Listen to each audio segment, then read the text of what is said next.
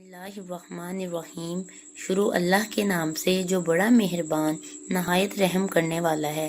السلام علیکم Islamic Urdu point کے ناظرین، امید کرتی ہوں کہ آپ سب لوگ خیریت سے ہوں گے۔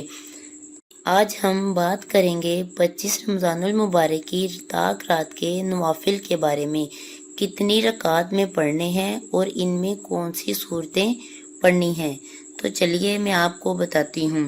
شب بیداری عبادت میں رات بسر کرنے کا نام ہے، اور اللہ تبارک و تعالی اپنے کرم سے تھوڑی عبادت کرنے والوں کو بھی شب بیداری کا ثواب عطا فرماتا ہے۔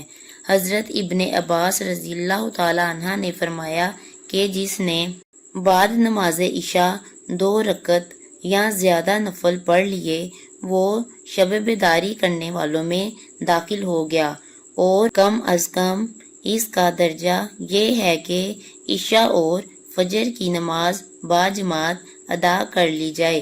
حضرت عثمان غنی رضی اللہ تعالی عنہ سے مروی ہے کہ جس نے عشاء کی نماز باجماعت ادا کی، اس نے نصف شب کے قیام کا ثواب پایا، اور جس نے فجر بھی باجماعت ادا کی، وہ تمام شب کے عبادات کرنے والوں کی مثل ہے۔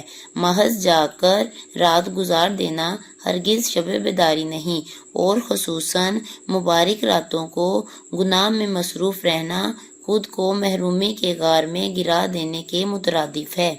تو چلیے میں آپ کو بتاتی ہوں، ماہ رمضان کی 25 تاریخ کی شب کو 4 رکعت نماز 2 سلام سے پڑھیں۔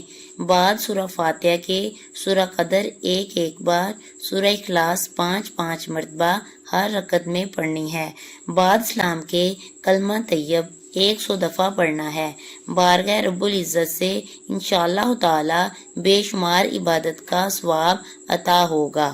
اسی طرح پھر 25ویں شب کو 4 رکعت نماز 2 سلام سے پڑھے۔ ہر رکعت میں سورہ فاتحہ کے بعد سورہ قدر 3 مرتبہ، سورہ اخلاص 3 مرتبہ پڑھیں۔ بعد سلام کے 70 دفعہ استغفار پڑھیں۔ یہ نماز بخشش گناہ کے لیے بہت افضل ہے۔ اسی طرح پھر 25ویں شب کو 2 رکعت نماز پڑھنی ہے۔ ہر رکعت میں بعد سورہ فاتحہ کے سورہ قدر 1 مرتبہ، سورہ اخلاص 15 مرتبہ پڑھے۔ بعد سلام کے 70 دفعہ کلمہ شہادت پڑھنا ہے۔ یہ نماز واسطے نجات عذاب قبر بہت افضل ہے۔ اگر آپ کو میری ویڈیو اچھی لگی ہے تو میرے چینل کو سبسکرائب کریں، لائک کریں اور کمنٹ کریں۔ اللہ حافظ۔